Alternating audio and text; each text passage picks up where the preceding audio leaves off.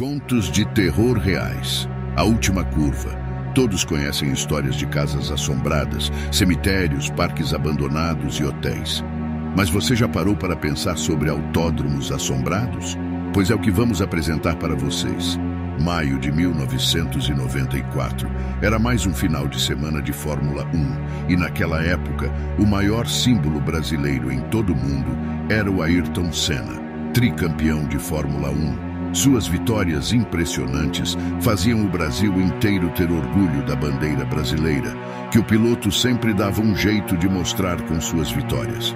Aliás, falando em vitórias, Senna colecionou várias em sua curta carreira. Apenas na Fórmula 1, ele conquistou 65 poles, 41 vitórias, 19 voltas mais rápidas e 2.982 voltas na liderança. Considerando que ele teve adversários como o Nigel Mansell, Alain Prost, Nelson Piquet e o jovem Michael Schumacher, seus feitos são incontestáveis. Depois de uma temporada muito difícil na McLaren, Senna se transferiu para a melhor equipe do ano anterior, a Williams, e já tinha um acordo para a Ferrari no ano seguinte. Senna sofreu um golpe baixo. O até então presidente da FIA, Jean Balestre, baniu os aparatos eletrônicos dos carros, que foi o que possibilitou seu conterrâneo francês Alain Prost ser campeão no ano anterior. Isso fez que a Williams, de melhor carro nos últimos anos, se tornasse uma verdadeira carroça. Controle de tração, largada e suspensão eletrônica foram desativadas. E com isso, para poder fazer os carros se adaptarem, os engenheiros tentaram reduzir o peso dos carros a qualquer custo. E isso teve várias consequências. Nas 3 primeiras corridas a bordo da FW16, Senna não completou por problemas mecânicos. Apenas o seu talento e braço faziam que ele se classificasse bem. Mas no ritmo de corrida, o carro não correspondia.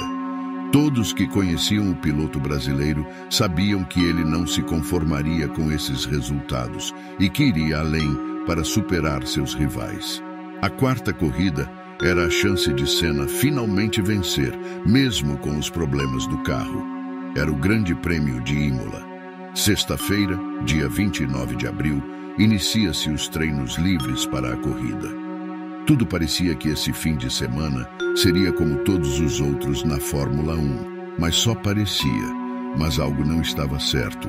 O final de semana deste GP tinha um clima estranho, pesado e até assustador. O jovem Rubens Barrichello, com sua modesta Jordan, é espantosamente o vice-líder. Na época, diferente do que é hoje, havia 2 sessões de classificação, uma na sexta e outra no sábado. Na primeira sessão de classificação, a Jordan de Rubens Barrichello decola da pista e se choca violentamente contra a proteção de pneus ao lado da pista. Por pouco, o carro não atinge as pessoas na arquibancada. O carro de Rubens capotou por 2 vezes e caiu de cabeça para baixo. O garoto é levado para o hospital inconsciente. Seu diagnóstico foi de traumatismo craniano, fratura do braço direito, fortes contusões na coluna e do lado direito do tórax, fratura do nariz e contusões na face e boca. Para sua felicidade, o traumatismo craniano foi descartado e no dia seguinte teve alta. No sábado, Rubens voltou para sua casa na Inglaterra e ficou assistindo o GP inteiro pela televisão. E quem chamaria a atenção era o piloto Roland Ratzenberger. Na última sessão de classificação na curva Villeneuve, o piloto se chocou violentamente a 314 km por hora no muro de proteção. Seu carro ficou todo destruído. Seu corpo também foi seriamente avariado, tendo fraturas múltiplas no crânio e no pescoço. Os paramédicos tentaram fazer uma reanimação cardíaca na própria pista. Mas o pior não pôde ser evitado. Sua morte foi anunciada 8 minutos após o piloto ter dado entrada no Hospital Maggiore de Bologna. Assim, Roland, 32 anos, morreu, por assim dizer, no auge de sua carreira em seu ano de estreia na Fórmula 1. A partir de então, Ayrton Senna liderava um movimento para que não houvesse corrida, pois ele mesmo não queria mais ser um piloto de Fórmula 1, depois da morte de seu colega. Depois da sessão de classificação, Senna visitou o local onde seu colega havia batido, pois ele queria saber o que poderia ser feito para tornar aquele circuito mais seguro para eles mesmos. O piloto não queria correr e ficou realmente abatido, pois ele chorou no meu ombro, disse o diretor médico da Fórmula 1 da época, Sid Watkins. Sid continuou dizendo que pedi que ele não corresse. Então disse: Sid, eu tenho de ir adiante. A decisão de Senna no dia 30 de abril de 94 mudaria completamente a história da Fórmula 1. O pesadelo do GP de Imola ainda não estava para terminar. Muitas tragédias estavam para acontecer. Algo sobrenatural e sinistro pairava pelo ar daquele autódromo. E o dia da corrida chegou. Mesmo contrariado, Senna iria correr porque sempre honrou seus contratos. Barrichello por pouco não morreu na sexta-feira após uma batida violenta nos pneus de proteção. Ratzenberger morreu após se chocar violentamente a mais de 300 km por hora no muro da curva Villeneuve. Um acidente numa corrida preliminar de carros Porsche deixou um piloto machucado o suficiente para ir ao hospital imediatamente. Todos os envolvidos na corrida no domingo estavam nitidamente abatidos. Ayrton Senna fazia um grande esforço para que não houvesse corrida exigindo mais segurança, porém foi punido através de uma advertência dos então respectivamente presidentes da Associação dos Construtores e da FIA, Bernie Ecclestone e Max Mosley. As exigências de Senna não foram atendidas e a largada aconteceria na hora marcada. Assim, Senna largaria em primeiro lugar e Michael Schumacher em segundo.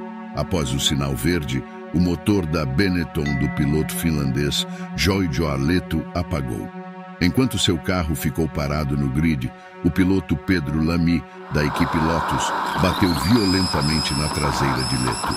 Ambos os carros ficaram destruídos, porém, não aconteceu nada de mais grave com ambos os pilotos.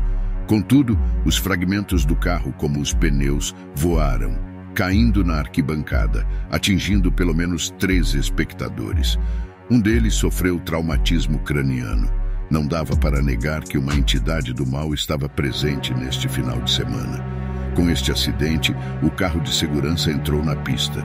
Quando isso ocorre, os pilotos ficam numa velocidade bem limitada e ninguém pode ultrapassar ninguém. Assim foram as 5 voltas seguintes. No final da 5ª volta, o carro de segurança voltou ao OS Boxes e a corrida continuou.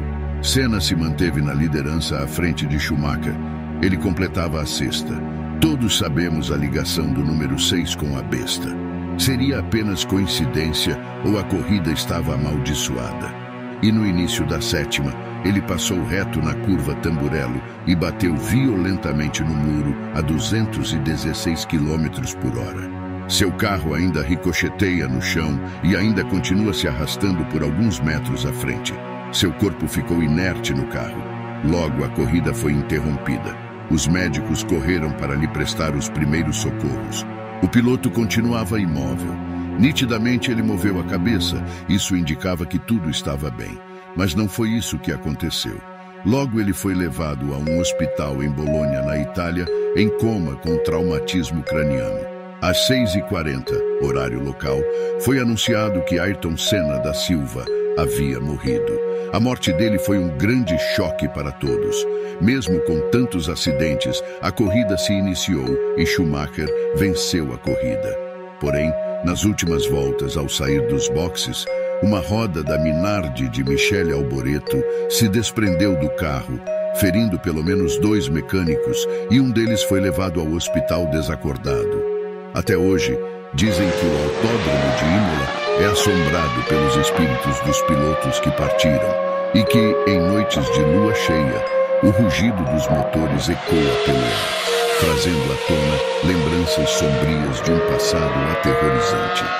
E assim, a última curva do autódromo se tornou símbolo de luto e desespero, ecoando eternamente com as histórias trágicas e assustadoras que marcaram aquele fatídico final de semana de 1994.